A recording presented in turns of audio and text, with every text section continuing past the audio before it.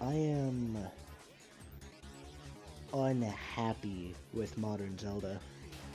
I think that modern Zelda, as that being Breath of the Wild and Tears of the Kingdom, are betrayals, as in they tossed out many established mechanics in exchange for Ubisoft open world game number 600. The formula before was simple: story, dungeons, items, and bosses. Very simple. The story takes place around said dungeons. You enter the dungeon, solve linear puzzles, grab the item, open more of the dungeon with the item, and then use the item to beat the boss. Outside the dungeon, you can use the item in other areas for like little mini puzzles or whatever, but no one really cares about that. I can't even fish up an example. I just don't care. The new formula is stupid. You go through 4 to 5 extremely similar and half-assed quote-unquote dungeons that the current day story revolves around. No dungeon item, and the boss is probably just has an elemental weakness or something. And yes, I did say current day. All the interesting stuff has already happened, and you just have to find the scenes they happened in a style I can only really compare to a jigsaw puzzle. If you get the wrong memory first, you're going to be very confused. Like, why does his face work like that? The open world is the main focus of the game this time, and you guessed it. Breath of the Wild is really empty, though it does have a story excuse, but it's still an excuse. And Tears of the Kingdom is just completely floated. It has way too many collectibles. I originally thought that Nintendo just couldn't make a good open world game, but then I kind of realized something. Breath of the Wild has 120 shrines. Kind of like how Mario 64 has 120 stars. Ah,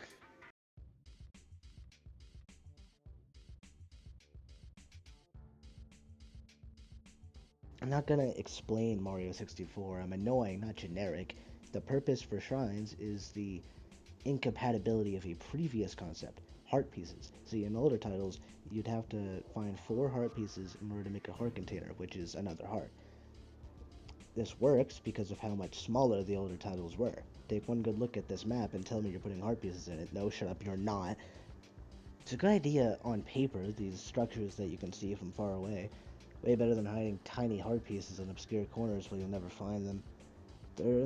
They're basically their own mini dungeons too, which is really cool. This basically turns the game from walk around and pretend to have fun to search for the shrines and have actual fun. Shrine hunting is fun, but this is a Zelda game.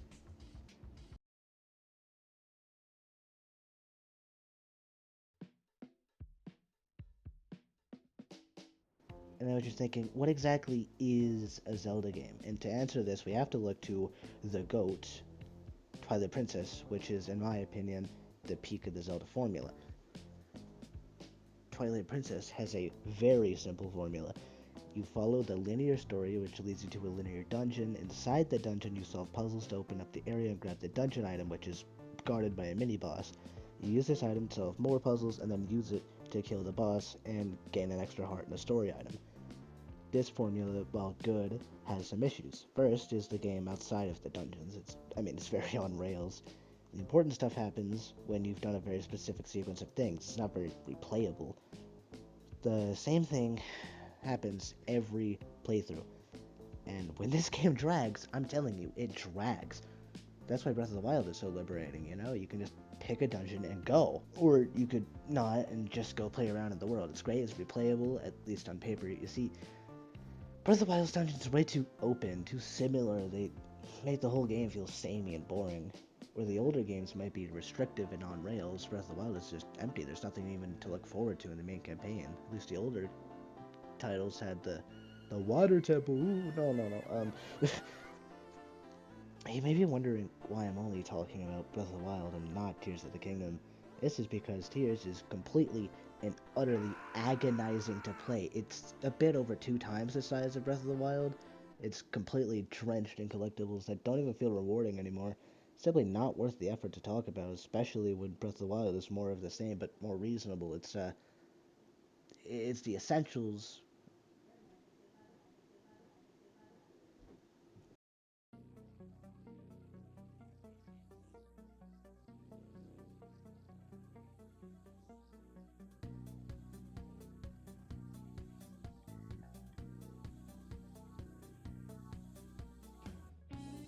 Mario started with the classic left-to-right platforming that is kept to this day. And it's simple, it's fun. Left to right, dodge and take out enemies with power-ups, and get to the goal while occasionally fighting a boss here and there. I consider Super Mario Bros. Bros. 3 World and the Land games to be the Mario equivalent of the Genesis Sonic games, just nowhere near as cool.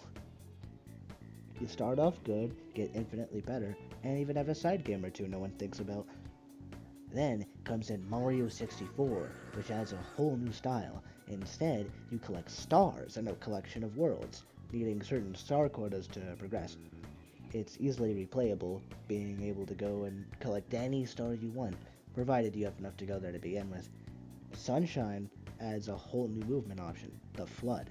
Flood is the Mario equivalent to the Exo stuff from Advanced Warfare, you just feel naked without it. New Super Mario Bros. Revives and improves the 2D format, adding stuff like the triple jump and more power-ups, which is followed by an equally great Wii game, New Super Mario Bros. Wii. Great name, I know.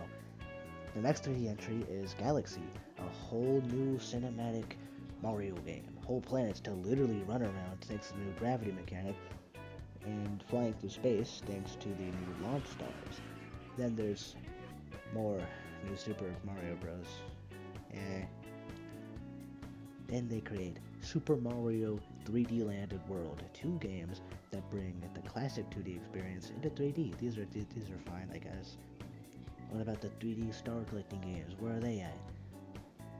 2017. The Switch launches a hat in time releases. Breath of the Wild is getting all the idiots who can't think critically to go wild. And finally, Super Mario Odyssey releases. Sadly, Calypso doesn't make a cameo, nor Odysseus himself, but there is a huge improvement in the movement category. Cappy. Throw your hat, bounce off it, possess unsuspecting people and things, and a huge invasion of privacy. It's great. The star count has been boosted to a whole 999, though they're moons this time, but it's the same thing. The reason why Odyssey's collectibles work is because, one, that's the appeal of the game, whereas Zelda's is the dungeon of the story, and two, because the stars have always been in random spots. Zelda shrines are all handcrafted challenges and have a lot of filler like blessing signs and tests of strength. So, what happened here? How come Mario only gets better and better while Zelda has a self-imposed identity crisis? Well, honestly, I don't know. It's been like a couple days since I said that, and I've made some changes to the script since I don't think I was supposed to say that. I'm supposed to know the answer, right? So let's do that again, yeah?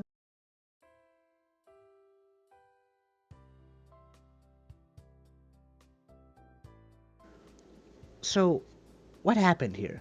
How come Mario only gets better and better while Zelda has a self-imposed identity crisis? It doesn't take a 9-minute video explaining game mechanics and game evolution to understand. Well, Mario has had a clear idea of what it wants to be and works around any issues that comes out of that. Don't want another Mario 64? Invent the Flood. Need to spice things up even more? Space. How about new entire movesets just by throwing your hat? Zelda didn't do this before.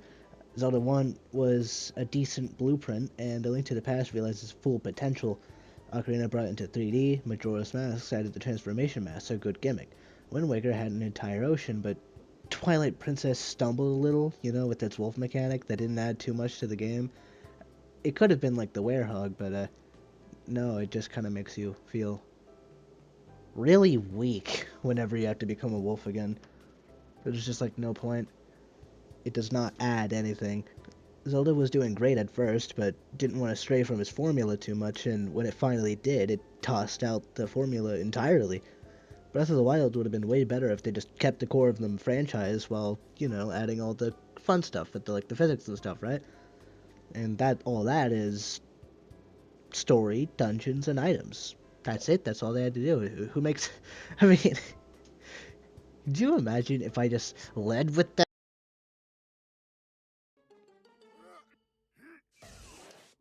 Don't let your kids watch it!